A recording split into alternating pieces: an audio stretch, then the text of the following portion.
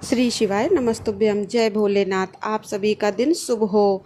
और शनि प्रदोष व्रत भगवान शिव को समर्पित है। इस दिन विशेष रूप से भगवान शिव के साथ साथ शनिदेव की पूजा प्रदोष काल में करने से बहुत सारे लाभ मिलते हैं, जैसे सभी पापों का नाश होता है। शनि प्रदोष व्रत करने से व्यक्ति के पिछले जन्मों और वर्तमान जीवन के समस्त पापों का नाश होता है।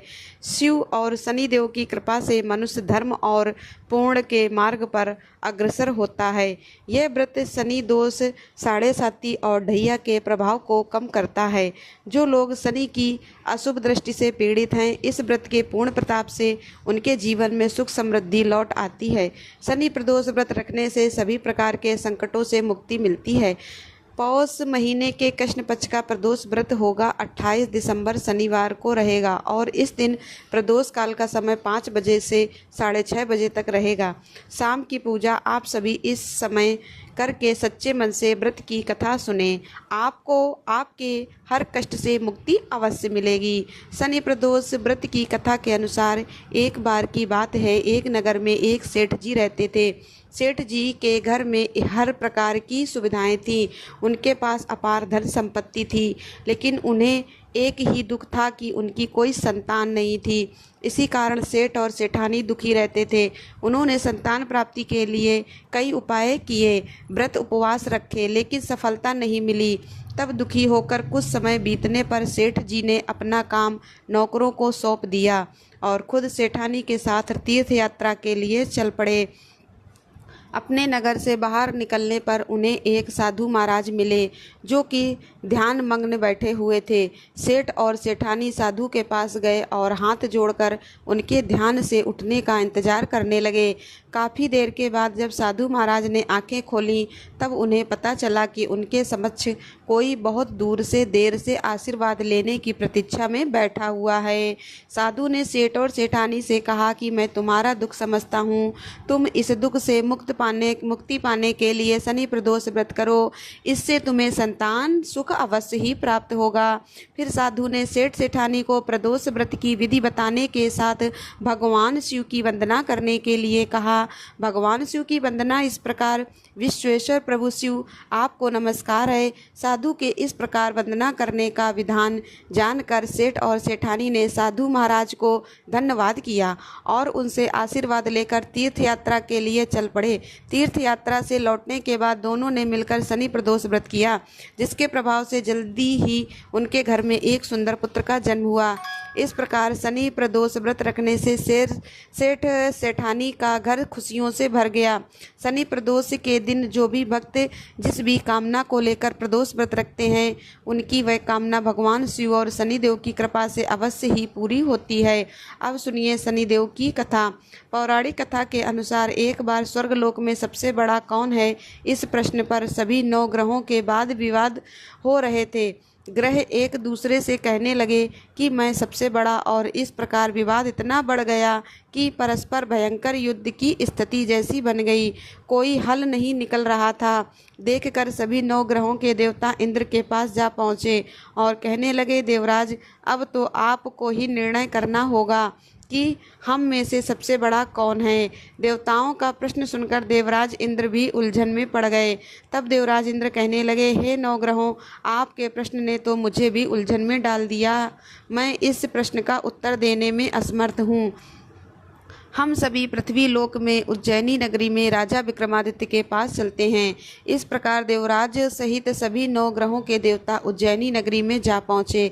महल में पहुंचकर जब देवताओं ने उनसे अपना प्रश्न पूछा, तब राजा विक्रमादित्य भी कुछ देर के लिए परेशान हो उठे, क्योंकि सभी देवतागण अपनी अपनी शक्तियों के कारण महान थे। सभी 9 ग्रहों में से किसी भी एक को छोटा या बड़ा कह देने से उनके क्रोध का शिकार होना पड़ रहा सकता था।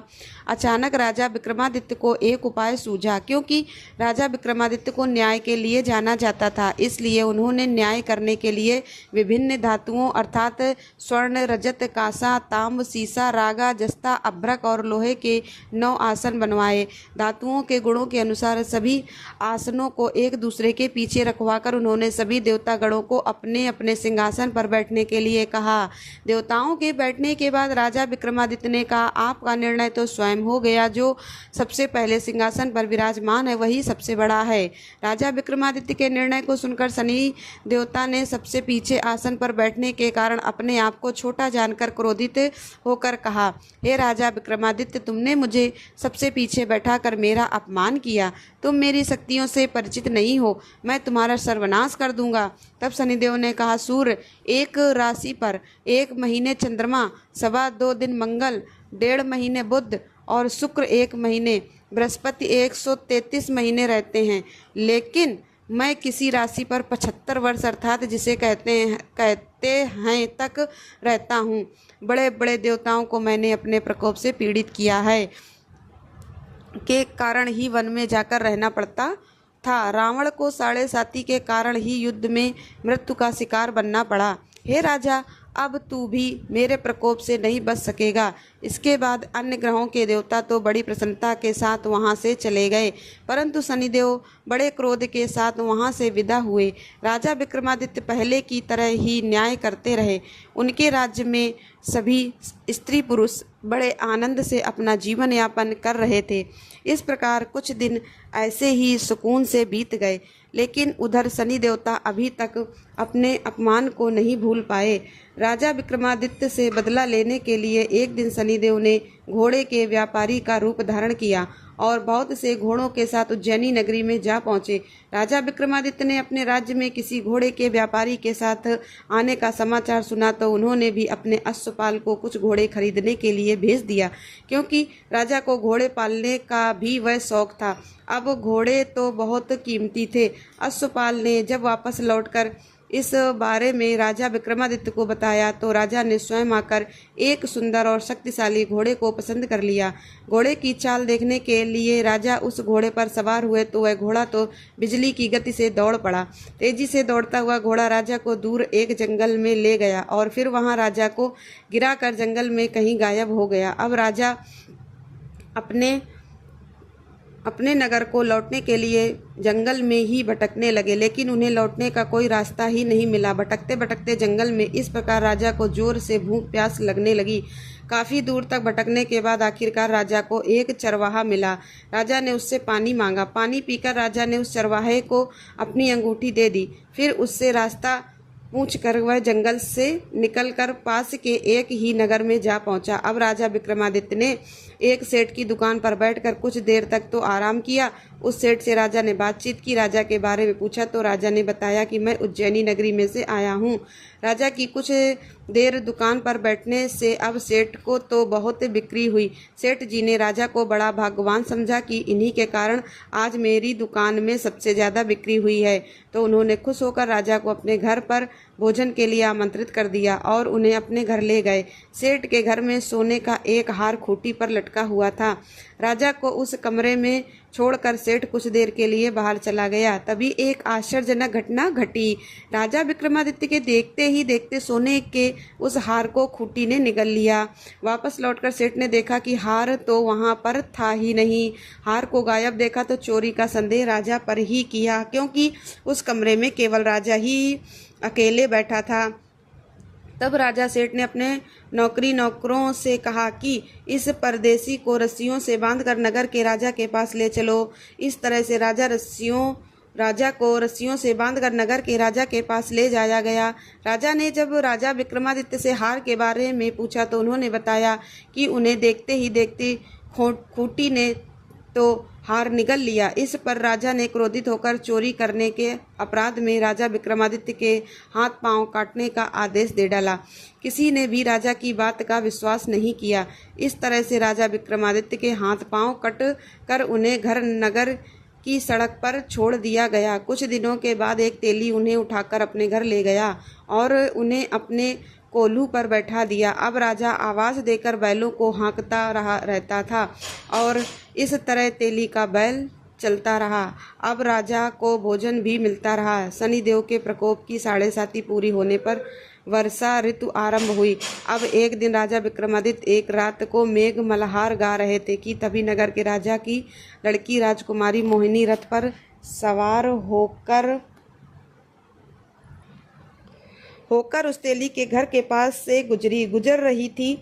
जब उसने मेघ मल्हार सुना तो उसे बड़ा अच्छा लगा। दासी को भेजकर गाने वाले को बुला लाने के लिए कहा।